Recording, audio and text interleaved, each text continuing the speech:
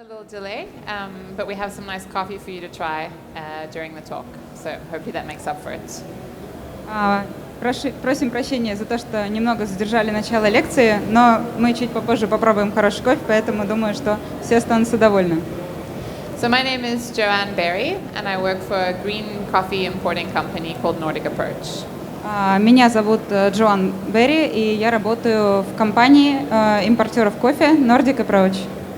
And it's my first time at PIR, and I'm really excited to be here, and I'm so grateful that you've had me here to talk. So thank you very much.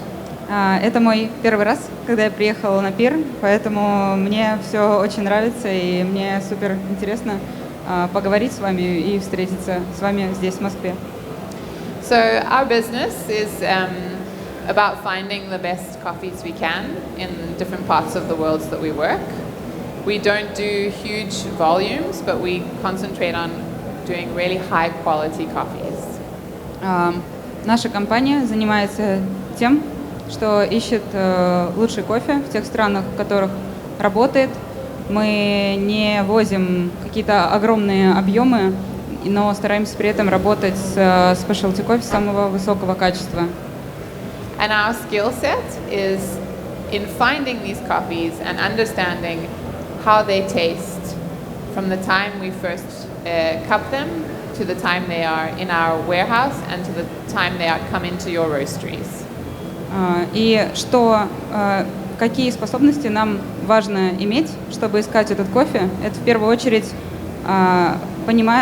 выбрать лучший кофе на этапе, когда он еще свежий, понимать, будет ли он вкусным и каким он будет, когда кофе приедет через несколько месяцев на склад, и каким кофе будет через несколько месяцев, когда обжарщик его будет хранить у себя на складе и обжаривать.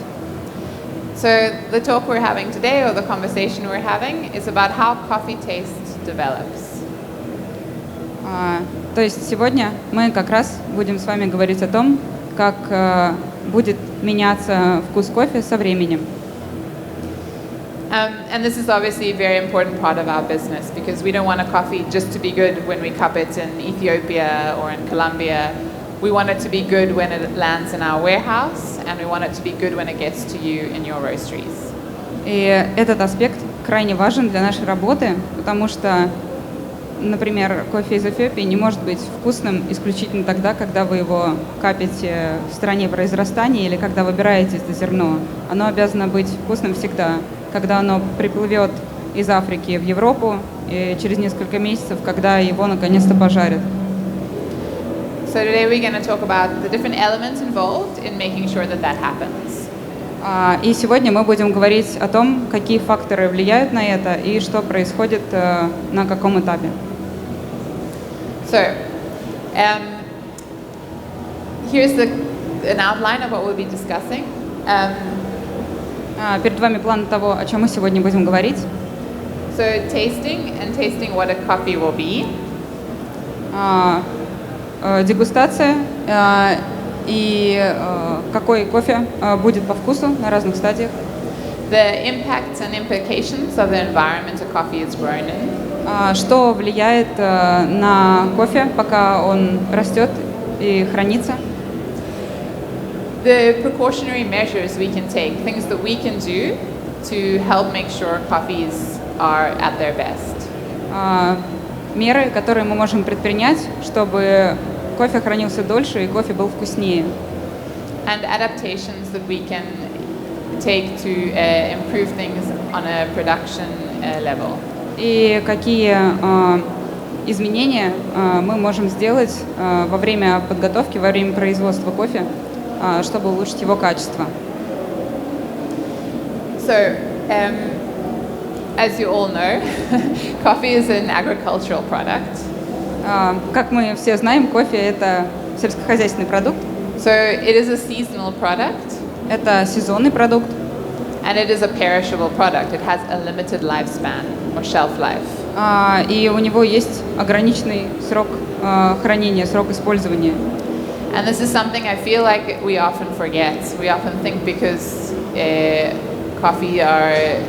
we're so detached from the production process, we often feel like coffee is something that just is stable and is what it is and doesn't change. И, как мне кажется, мы периодически забываем об этом. То есть нам кажется, что кофе будет стабильным, и он не меняется со временем. But coffees are changing all the time. Но кофе меняется постоянно. And also, no coffees are the same. They all behave differently. И, несомненно, каждый кофе разный, и он будет меняться по-разному. So, the taste of coffee changes over the time that it is in existence. Could you repeat, please?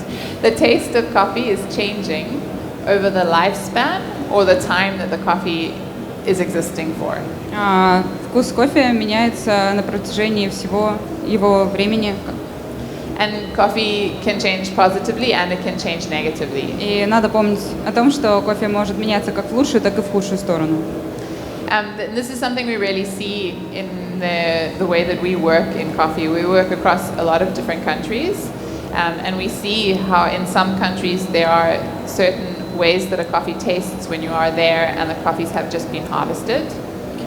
И также, работая с разными странами произрастания, мы замечаем, что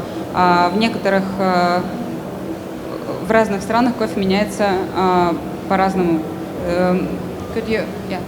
How they taste when they've just been harvested. То, что кофе, когда кофе только собран, он имеет один вкус. Versus how they cup when we take samples or get samples in our lab in Oslo. И когда мы получаем кофе в нашей лаборатории в Осло спустя время, он уже имеет совершенно другой вкус. And they're even different when we cup the coffees that our customers send back to us when they're roasting them in their roasteries. И кофе может иметь совершенно другой вкус, когда наши же клиенты, обжарщики присылают нам тот же кофе, и мы понимаем, что это совершенно другой продукт. We are constantly recupping our in-stock coffee. Мы дегустируем кофе, который хранится у нас на складе, to understand how coffee is changing. Чтобы понимать, как кофе меняется со временем. And to understand when those changes are positive and when they are negative. И мы постоянно проверяем, эти изменения позитивные или негативные. And for me, there's different ways of looking at a coffee when we are cupping it. The first stage is when we are in a country to buy a coffee, and it is very fresh at that stage. У нас есть два основных подхода, как мы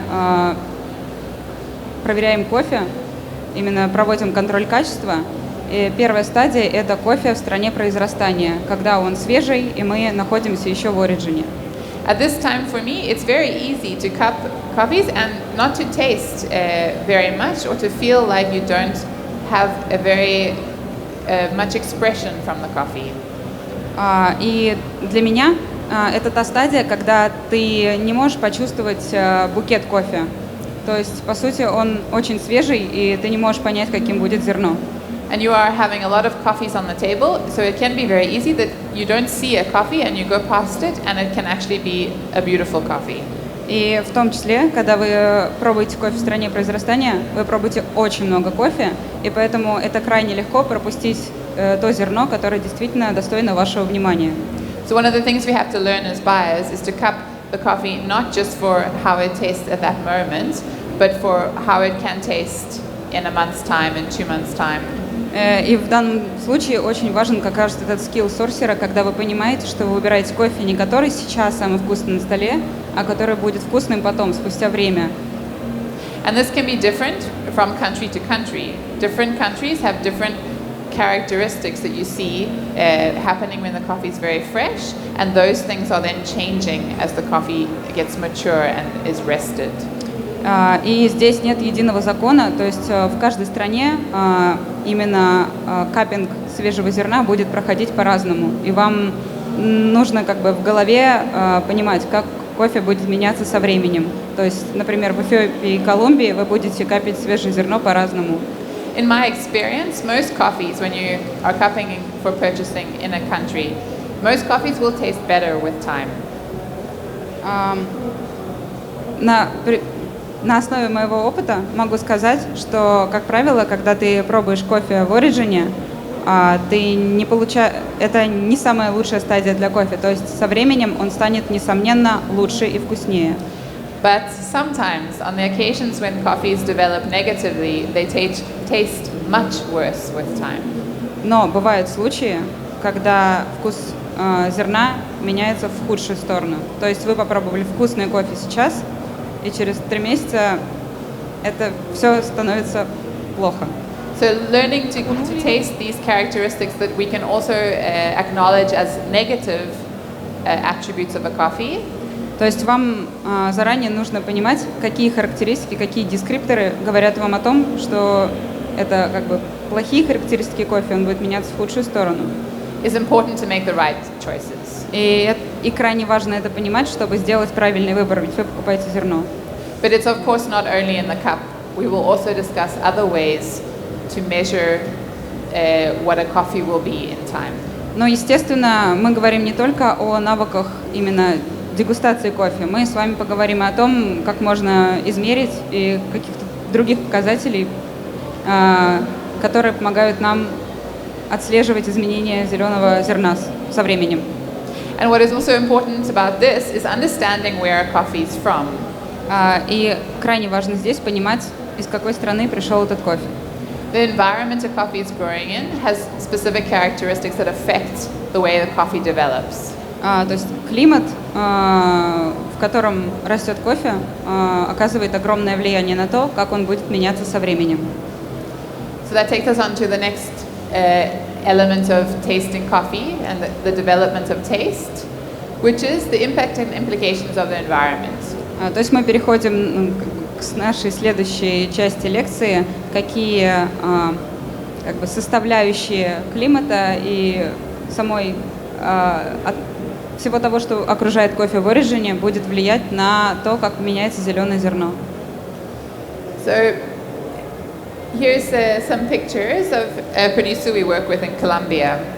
And it's not so maybe evident if you're not traveling a lot, but you can see he's high up in the mountains and you can see the mist surrounding the mountains.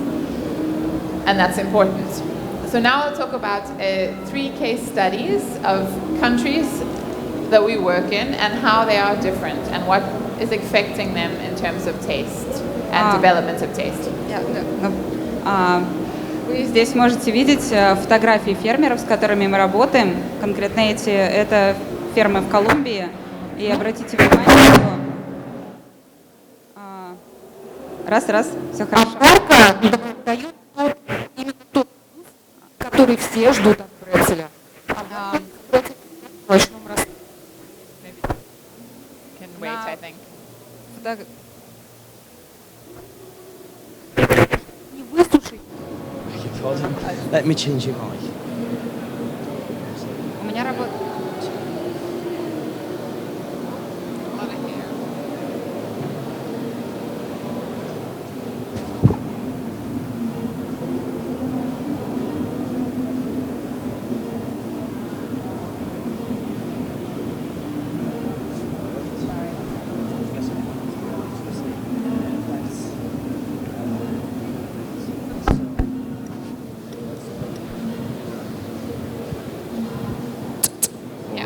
All right, thank you very much.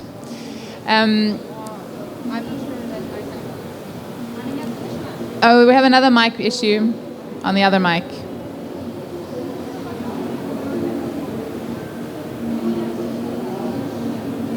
There's another mic issue.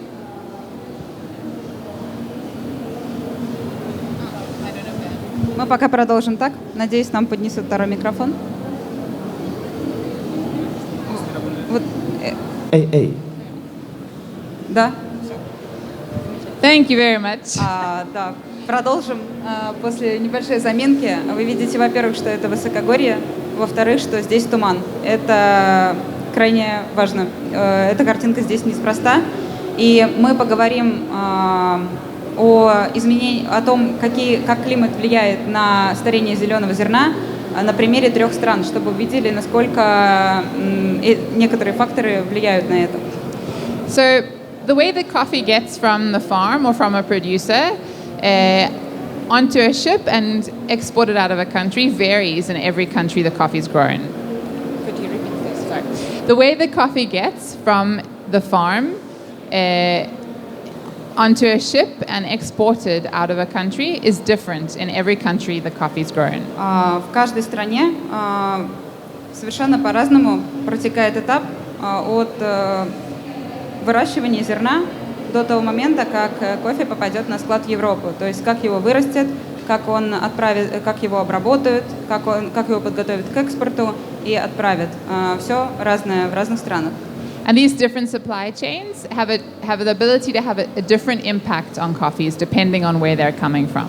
И вот эта разница в цепочке поставок, она в том числе оказывает влияние на зеленое зерно в процессе его подготовки. So, for example, in Colombia, there are some bigger states, but the majority of producers are very small producers in the mountains. Например, в Колумбии у нас есть крупные регионы и большое количество мелких фермеров, которые выращивают зерно на очень больших высотах. So they are growing and processing coffee at very high altitudes. То есть они и выращивают, и обрабатывают кофе на большой высоте. There's also a lot of humidity in the mountains. И к тому же в этих горах высокая влажность. And so coffees have to go from that environment with a lot of humidity at a very high altitude down to sea level to be exported. And the combination or that change can have an effect on the stability of the coffee.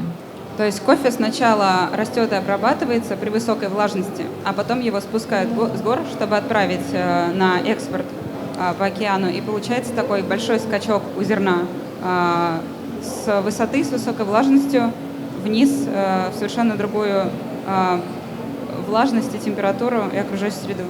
And that's why it's very important that the coffee is dried correctly and that it's dried to a stable state before it's moved. Именно поэтому крайне важно не допустить ошибок на этапе сушки, чтобы кофе успел стабилизироваться до того, как его отправят на экспорт. If this doesn't happen, what we see is that coffees can gain humidity after they're already milled and ready for export. Если кофе высушили неправильно, то кофе не успел стабилизироваться, и он только наберет во влажности со временем и будет стареть крайне быстро. And this is very dangerous for the shelf life or the longevity of the coffee. То есть это действительно крайне опасно для его срока хранения. We see in our experience that this causes the coffees to taste aged or deteriorated very early on. Could you introduce an example? No problem. Yeah. In our experience, this causes the coffee to taste aged or deteriorated at a very early on. То есть по нашему опыту кофе начинает стареть гораздо раньше, чем кофе, который обработали, соблюдая все правила. So this is a problematic element of taste and how a coffee develops in Colombia. То есть это самый главный элемент, самая главная проблема, которая влияет на вкус кофе в Колумбии. But on the other hand, there are also ways that Colombian coffees taste that then become more positive. Но с другой стороны, есть и элементы, которые, наоборот, помогают зерну из Колумбии быть вкусным. Part of the reason we love Colombian coffees, and many of our customers do, is because they have an amazing amount of fruit and variety of profiles.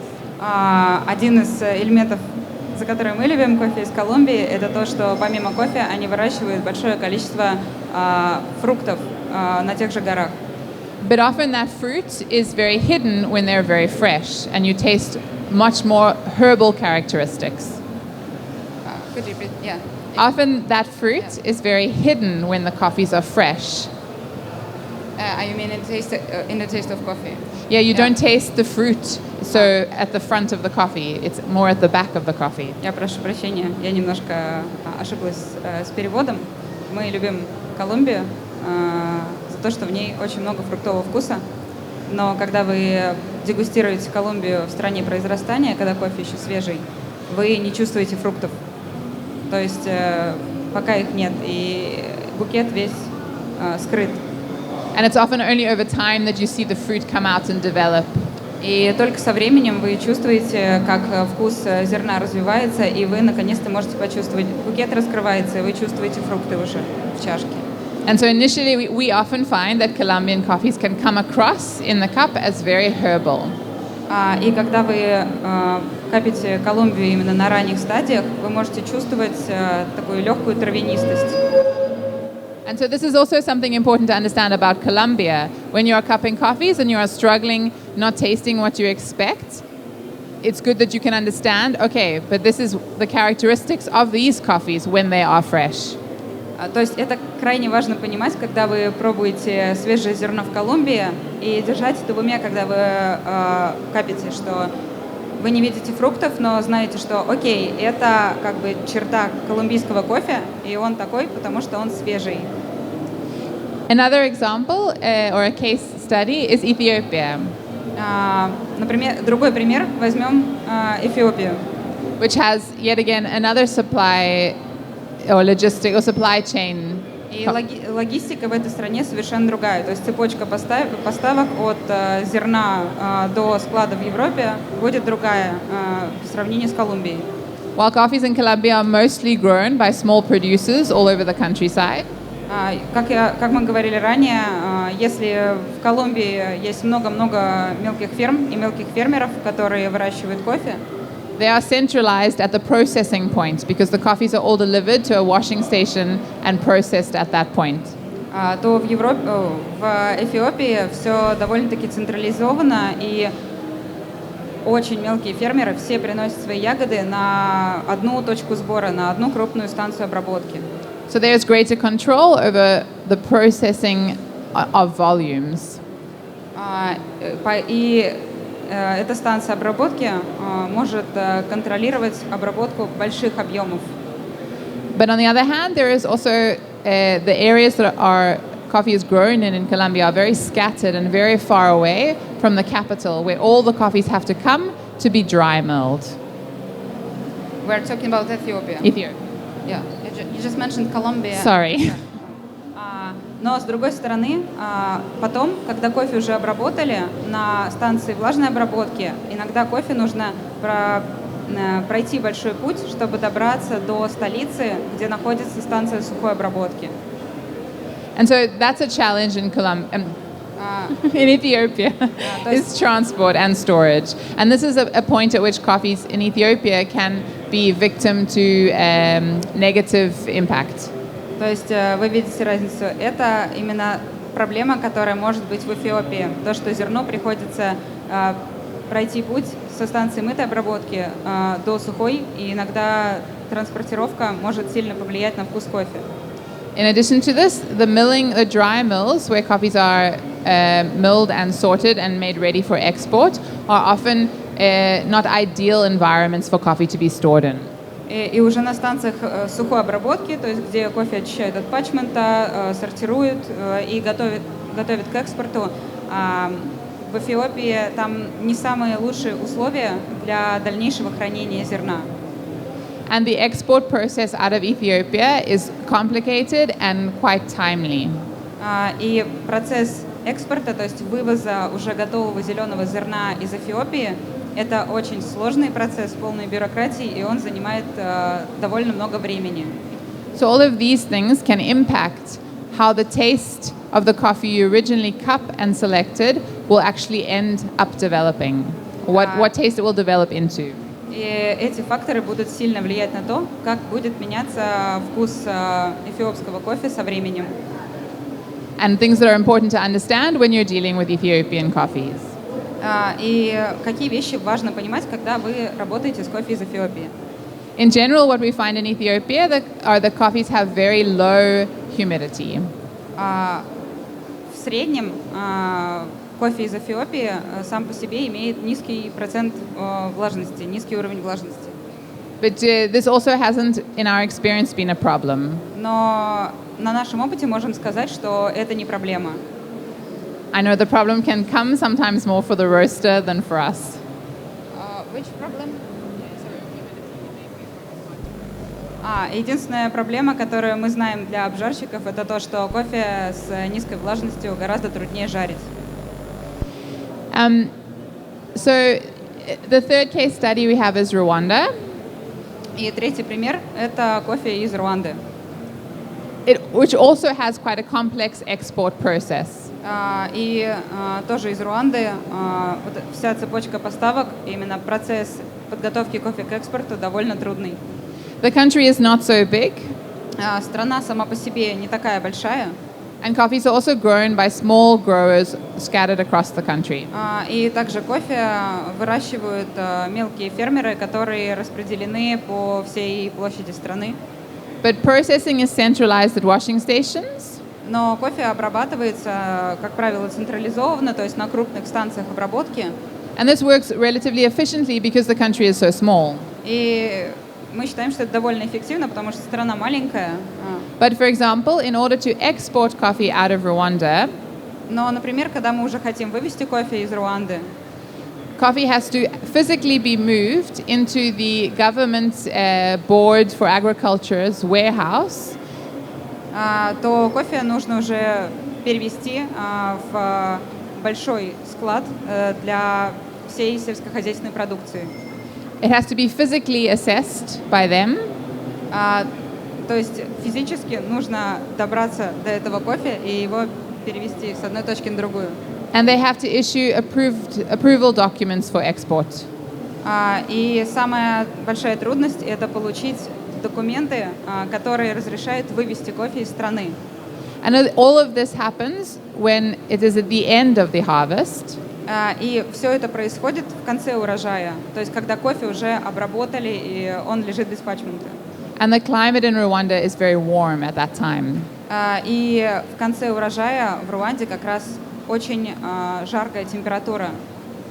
So Rwandan coffees often are at risk of losing too much humidity in the time it takes from them to be exported or shipped out of the country. То есть, как правило, когда кофе уже готов к отправке и очень долго лежит в ожидании экспорта, он иногда теряет свою влажность просто потому, что он долго ждет того, чтобы подтвердили все документы и его отправили из страны. So the point of discussing and showing you these three different countries and how coffees are grown and exported from them То есть мы сейчас рассмотрели 3 страны и привели примеры того, что может, на какой стадии мы можем, скажем так, иметь проблемы, которые потом повлияют на вкус зеленого кофе. is to demonstrate the variance or different impacts of on taste of coffee and the development of taste based on where the coffee comes from and how it is handled throughout the production process. То есть мы видим то, что важно понимать, из какой страны приходит кофе и на какой стадии могло пойти что-то не так и где мы можем это предусмотреть. There isn't one rule for all, but we have to try to understand each individual places that we work and we buy coffee from and how the coffees are being impacted by this. То есть важно понимать, что нет единого правила, которое поможет нам гарантировать, что с кофе все в порядке, и каждой стране важен индивидуальный подход, когда мы ведем бизнес, связанный с импортом зерна. This can also help us manage risk when we plan how we should use different coffees and in what volumes. Could you repeat, please? This can also help us manage risks, especially as roasters.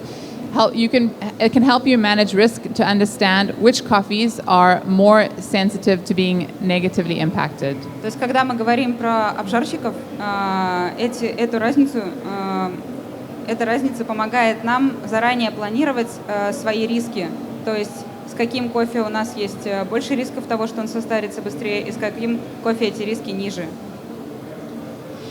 Thirdly, precautionary measures. So there's a lot of other things besides cupping coffee that we can do to also understand the stability of a coffee and how it's going to develop. Третий пункт, о котором мы говорим, как раз меры, которые мы можем предпринять, чтобы избежать многих проблем. So as we have discussed, you have to understand the country you're buying coffee from, the risks Go on. the risks involved in that country. То есть, повторим, просто первая стадия — это просто знать, что это за страна, и сразу знать, какие риски мы можем иметь конкретно с зерном из этого оригина. We have to set parameters that we also feel confident or comfortable that we can operate in to minimize that risk. Также у нас у самих есть свои параметры, то есть стандарты качества, которые мы поставили для наших поставщиков, чтобы минимизировать риски при работе с зерном. And we have to measure across the different variables at different times of the process. И мы измеряем эти показатели на разных стадиях, на разных стадиях готовности зерна. Cupping being one measure, Первое — это каппинг. but the other measures we have in use are also humidity. Да, следующий параметр — это влажность зеленого зерна. This is a reading of how much moisture there is inside the bean. То есть влажность зеленого зерна показывает нам процент воды, процент влажности, содержащийся внутри самого кофе. At Nordic Approach, our parameters are not that the humidity should not be below 9.5 or above 11.5. И наши стандарты такие, что кофе, который мы вывозим из страны, должен быть не менее 9,5% и не более 11,5%. But of course, it's also very relevant at what stage the coffee is when you take that reading. Но крайне важно понимать, на какой стадии мы замеряем эту влажность. We are often going to visit producers. Мы часто ездим на фермы стран произрастания, чтобы поговорить с нашими поставщиками, фермерами. And we are cupping coffees that have just been taken off the drying tables. И капим кофе, который только что сняли с стола для сушки кофе. То есть его иногда очищают от патчмента только для нашего каппинга. At this stage, we understand while we can grasp the cup profile of the coffee, there will be likely issues with high humidity. И, конечно, нам нужно понимать, что раз кофе еще только сушат, там наверняка будет как минимум высокая влажность. But at this stage, this is also something, at this stage when the coffee is still in parchment, this is something a producer can still manage. Но это крайне важно капить кофе даже на такой стадии, потому что мы можем дать фидбэк производителю, и он все еще может внести какие-то изменения во время производства. In other cases, for example, maybe we are cupping coffees that are no longer on the drying tables, but in the warehouse being stored. На следующей стадии, когда мы можем пробовать кофе, когда его уже посушили и отправили на склад, где он лежит в патчменте или очищен от патчмента. If we find coffees with too high humidity at this stage, it's also a point at which the coffees can still be managed. Когда мы пробуем кофе на этой стадии и в нем все еще высокая влажность, у нас все еще есть шансы что-то исправить. You can take parchment back into the sun and dry it further to reduce humidity. То есть, например, мы можем попросить производителя перенести патчмент назад на столы для сушки и досушить этот кофе. This is something, of course, you have to do in partnership with the producer or supplier because it has to be done carefully to not lose too much humidity. Но если мы делаем это, крайне важно быть в диалоге с производителем, чтобы он дальше уже не пересушил кофе. But at these stages, we can still do something. Но все же на этой стадии мы все еще можем как-то повлиять на... There is much greater risk when a coffee has already been milled and packaged and is ready to export and has very high humidity. На какой стадии возникает уже высокий риск? Это когда кофе уже очистили от патчмента. То есть он прошел всю стадию сухой обработки, и его рассортировали по мешкам, и мы уже ничего не сможем с ним сделать. In our experience, these coffees are tasting old or what we call deteriorated very quickly after they're arriving in Europe. На нашем опыте, если с кофе что-то пошло не так, или, например, кофе очищенный, у него высокая влажность, когда он через месяц приезжает в Европу, он уже по вкусу похож на старый кофе, то есть он состарился за месяц. Another parameter we use is water activity. Третий параметр, который мы используем для измерения кофе, это активность воды. This is about the movement of the moisture or water within the bean. Он показывает движение воды внутри зерна. Our parameters are that water activity should be below 0.58. Shouldn't be below. Should be below. Could you repeat the number? Our parameter is that water activity should be below 0.58. Sorry. Я не увидела цифру в презентации. Активность воды для нас не должна быть меньше, чем 0,58. But we don't have very much research to support how water activity actually affects the coffee. Но на сегодняшний день не существует исследований, которые нам точно бы объясняли, как активность воды влияет на зеленое зерно. То есть мы ничего научного вам сказать не можем. We see some examples of the effect in our lab and over the course of the work that we do. То есть мы только видим на своем опыте, что происходит с зерном, и видим и слышим фидбэк, который дает нам наша лаборатория. So we use this parameter as a way to manage our risk. То есть мы используем этот параметр просто для того, чтобы хоть как-то попробовать оценить наши риски. Thirdly, adaptations. How we can change in operations to make sure that we have great tasting coffees and the coffees develop positively.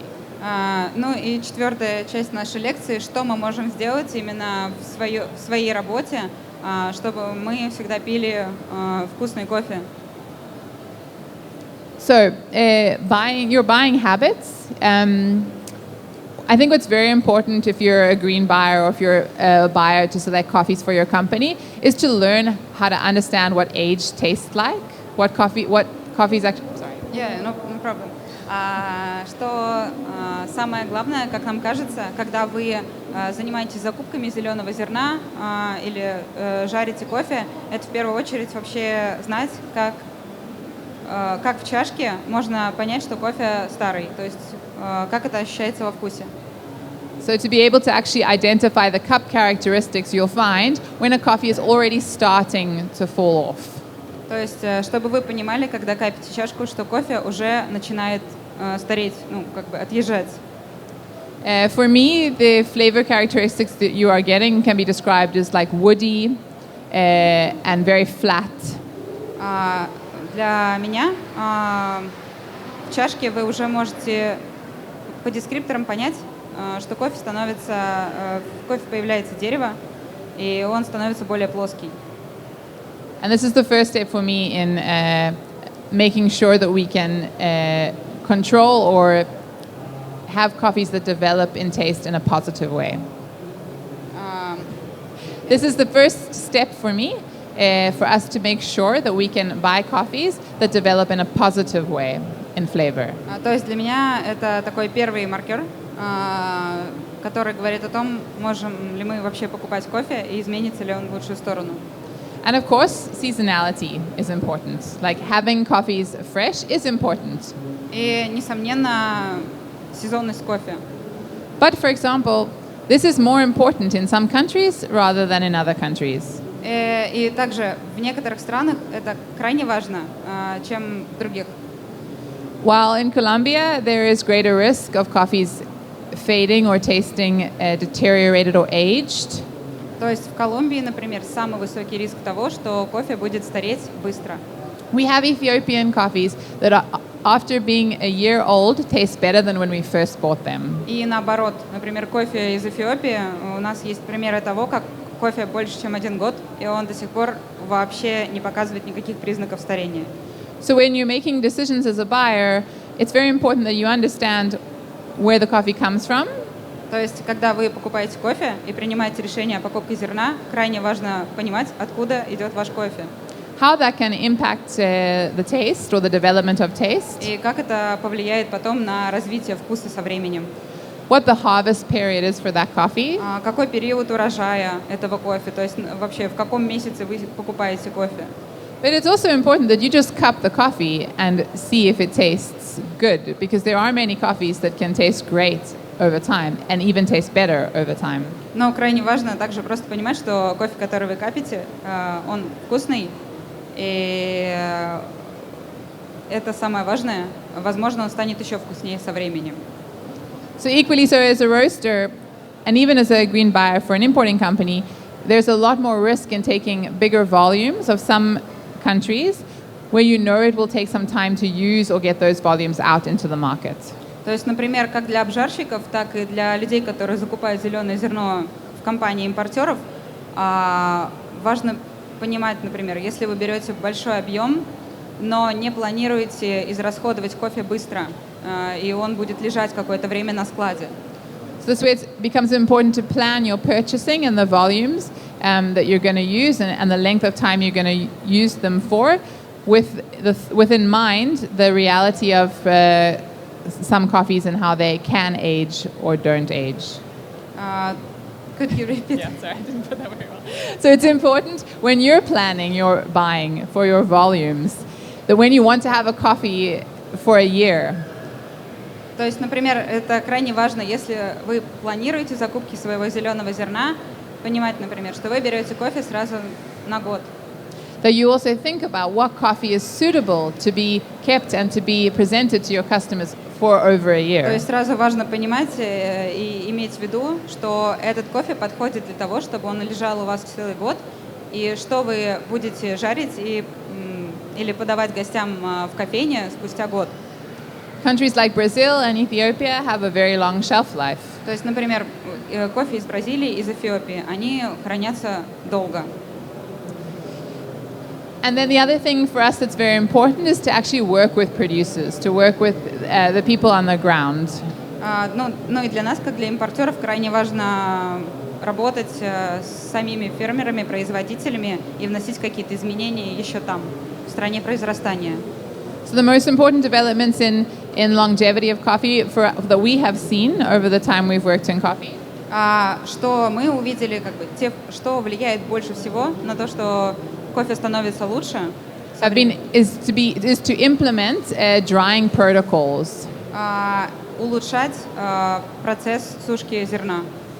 Is to dry coffees in a controlled and stable way. To dry coffees in a temperature controlled and stable way. То есть, чтобы во время сушки контролировать температуру, при которой сушится зерно, и чтобы эта температура была предельно стабильна на протяжении сушки. And this is something that most producers can achieve with very little additional effort or cost. И для большинства фермеров, что крайне важно, этого можно достичь с минимальными вложениями. And we have seen this have huge impact or huge improvements on coffees, especially from Colombia and Honduras. Мы действительно увидели огромные изменения именно в сроке хранения зерна, особенно для зерна из Колумбии и Гондураса, с производителями, с которыми мы работаем. Another example is on processing techniques. Другой пример, помимо сушки, это именно сам процесс обработки кофе. So, for example, throughout working in Kenya for many years, we see that they are adding an additional element of processing that a lot of other countries are not doing. То есть, например, работая с производителями в Кении, мы заметили, что они добавляют один этап, который в других странах пока не добавляют во время обработки. And in general, Kenyan coffees have quite a good longevity, good shelf life. Ну и в целом вы, возможно, знаете, что Кения также хранится довольно долго. So the process that they do is they actually soak the parchment after it's been processed before washing it and drying it. В Кении парчмент замачивают в воде перед тем, как перенести на столы для сушки. And so we have shared this knowledge with other producers we work with, and now we have a producer in El Salvador who's using the same process of soaking coffee. И мы поделились этой практикой с нашими друзьями-производителями в Сальвадоре, и они теперь тоже стали замачивать парчмент. And we see that this has improved the shelf life of the coffee. И мы увидели, что действительно это повлияло на срок хранения зерна. How many? Like 1-2 months? Yeah, I would say about 3 months on average. То есть кофе не показывал признаков старения, например, на 3 месяца дольше, чем в прошлом году, за счет того, что мы добавили процесс замачивания.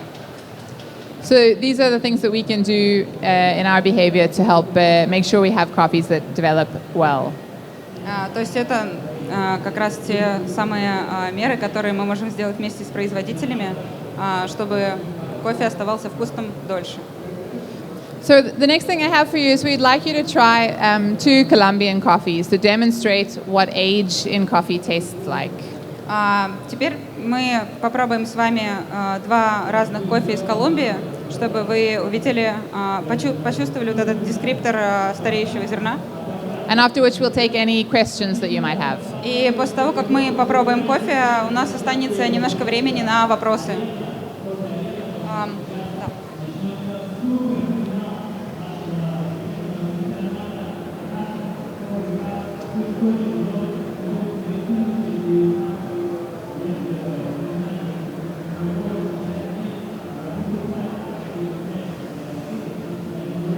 Чтобы не создавать толпу и очередь, мы разнесем вам стаканчики, просьба не вставать с своих мест. Мы думаем, что это будет вам гораздо удобнее. Поэтому сейчас мы постепенно будем передавать стаканчики.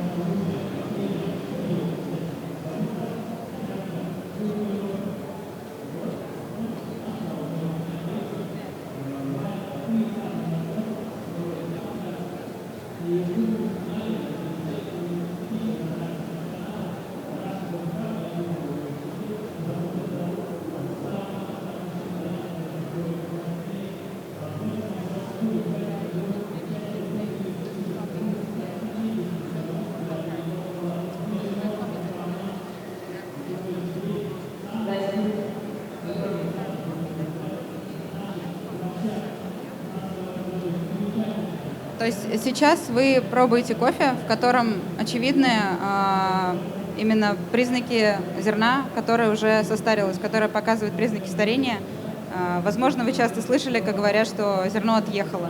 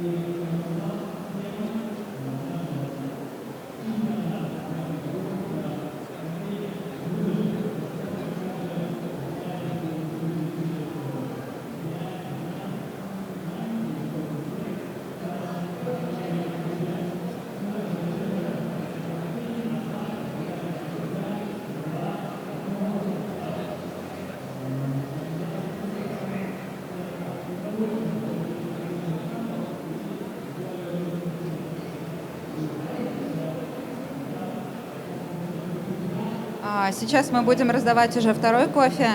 Для контраста это как раз свежий кофе, чтобы ощущалась разница.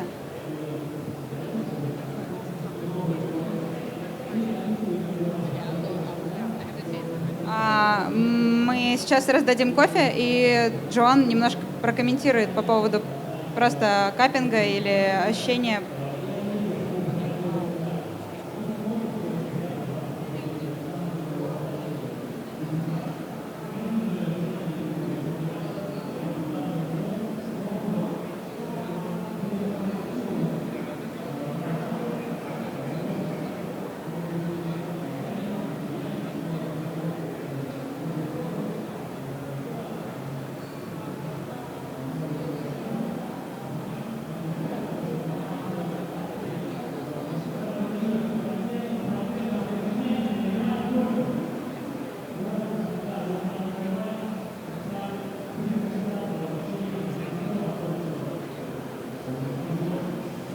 У нас остается 5-7 минут до конца лекции.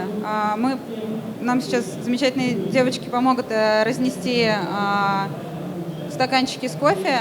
Если у кого-то есть вопросы. You can hand out more. Are we just going to take the question? I will explain first the coffee. I will explain first. So, одну секунду, мы сейчас перейдем к вопросам. Джоан чуть-чуть еще хочет прокомментировать кофе первый, который мы попробовали. So the first cup for me is very flat and cardboard-like tasting. Еще раз, No, I didn't hear.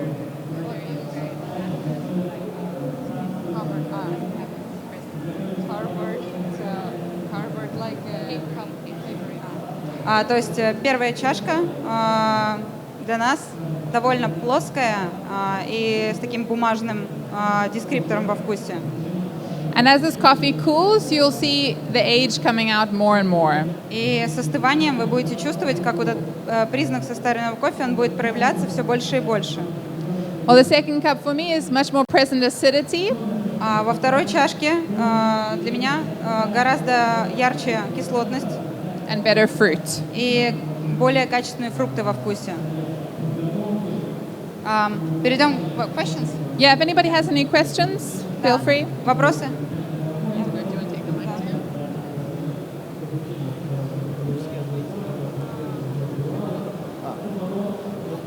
Здравствуйте. У меня следующий вопрос. Каковы идеальные кондиции при транспортировке, шиппинг, да? Вот, и при хранении уже непосредственно на складе, скажем так, там, в России, я не знаю, или где-то там еще. То есть транспортировка и хранение, идеальные условия. Не знаю, вакуумация, грейн-про и так далее. В чем есть смысл, а в чем нету? What are the perfect conditions for shipping and storage in a warehouse when the coffee is landed, and what makes sense and what doesn't make sense? I mean, regarding to packaging like grain pro, vacuum, temperature, yeah.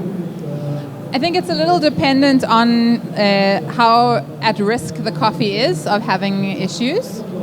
Это в целом зависит от того, какие у нас риски связаны с конкретным кофе, то есть какие могут возникнуть проблемы. So we are much more careful with coffees from Colombia and Honduras in terms of the way we package them. То есть мы гораздо больше мер, например, принимаем с кофе из Колумбии и Гондураса в отношении того, как мы их упаковываем для отправки. But as most people know nowadays, vacuum pack is only good until the point at which you open it. Но, как вы знаете, вакуум хорош только до того момента, пока вы не открываете коробку, и кофе уже лежит в невакууме. And it comes at a much higher cost. И, естественно, кофе становится дороже из-за того, что мы его упаковываем в вакуум. But I think Grain Pro is very adequate. Но Grain Pro — это такой универсальный способ. So that's in terms of packaging. In terms of storage, это мы поговорили об упаковке. Если говорить о хранении, so cooler temperatures that are not varying a lot is important. Прохладная температура, и когда нет сильных скачков в температуре, это самое главное. What can often happen in a mill is that coffee can be milled, so it's no longer parchment, but actually green coffee. Что, например, происходит на станции обработки, когда кофе уже очистили от парчмента? And if it doesn't go into a Grain Pro bag, if it sits in a jute bag, И вместо того, чтобы его сразу упаковать в Grain Pro, его сначала расфасовывают просто в джутовые мешки. It's not actually sealed from all of the dust coming off of the milling equipment. То есть кофе еще в Origin, и он не защищен от от климата, от окружающей среды, который может негативно повлиять на зеленый кофе. So this can be a problem in storage as well. То есть это может случиться проблема еще, когда кофе хранится в Origin. And then I think how extreme you want to take storage in your roastery or in the country of destination will depend a little bit on how long you need a coffee to last for. И если говорить об условиях хранения уже у вас на складе, в общем, степень замороченности на складе зависит от того, насколько долго вы планируете хранить свой кофе на нем. So we have customers with temperature-controlled storage rooms, and they say they see it makes a big difference. То есть у нас есть клиенты-обжарщики, у которых установлен контроль температуры на складе. Естественно, мы видим то, что кофе там хранится в лучших условиях и дольше. And our new warehouse is also temperature-controlled. И склады, на которых мы храним свой кофе, естественно, тоже на нем есть контроль, климат-контроль. Sorry. 22 degrees. 22 degrees. 22 градуса температура. Humidity? I'm not sure. It is humidity control, but I actually don't know what the settings are. We've just moved there recently, so we still have to assess the impact on the coffee. What do you recommend? Мы сказали, мы точно не знаем, какой у нас процент налаженности на нашем складе в Европе. Мы точно знаем, что там система климат-контроля, и мы переехали на этот склад совсем недавно. Вот. But I think we are short on time, I'm afraid. I'm sorry. Да, к сожалению, мы просто наше время на этой сцене закончилось. But just like to thank you all very much for having me, and also thank Aliona for translating for me. Спасибо вам большое, что пришли на лекцию. Спасибо.